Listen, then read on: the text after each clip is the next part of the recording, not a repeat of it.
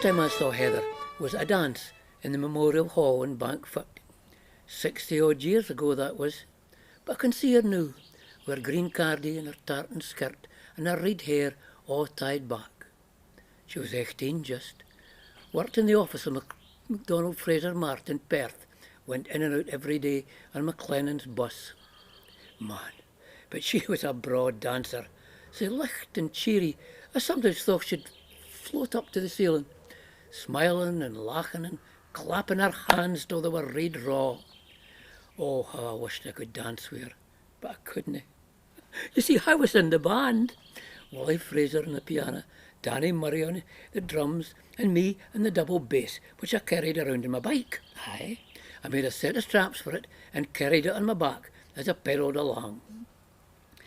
I still mind the first thing I said to her. Tea, please, and a corned beef piece. She was helping out with the teas at half time. I was a little shy to say anything else, but a month later we were back in Bankfoot. And this time I said, tea, please, and a cheese piece. Well, the cheese pieces were finished, but I didn't ken that.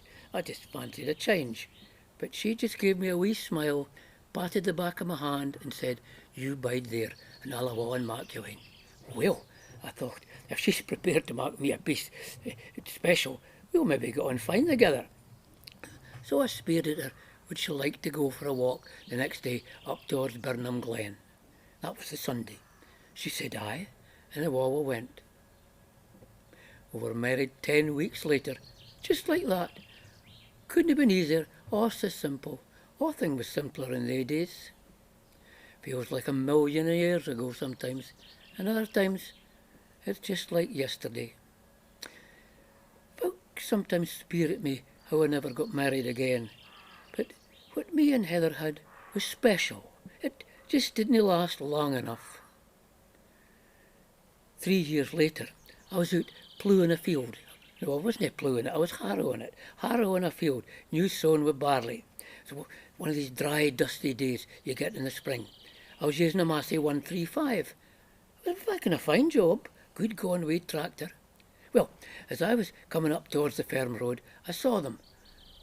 Heather with red hair and her red coat, pushing the Bairn in the pushchair, walking down the ferm road, all spread out with daffies, to get the bus to go for the messages.